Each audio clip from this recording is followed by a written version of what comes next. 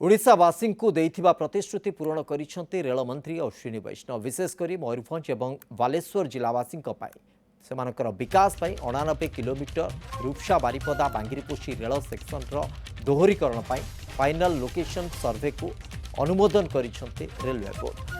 यह सर्वे पाई अर्थ मंजूर होईछि। यह विस्तृत प्रकल्प रिपोर्ट बा डीपीआर प्रस्तुति पाई बाट खोलिबो।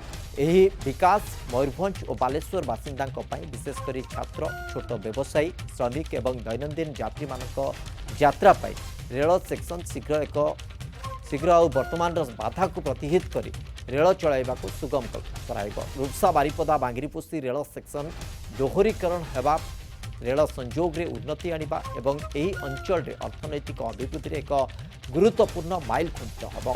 रेल मंत्रालय लोकंक आकांक्षा पूरण करिबा एवं देशर विकास तथा समृद्धता क्षेत्र रे प्रकल्प जोगाइबा पाई प्रतिबद्ध रहिछि। 13 जनवरी 2024 रे रेल मिनिस्टर बेतनटे आसते पीआरएस और बुकिंग काउंटर उद्घाटन करने यही समय जनसाधारण डिमांड करते जे रूपसा बांगिरीपोशी डबल लाइन करने ए बहुत लोकर सुविधा होता।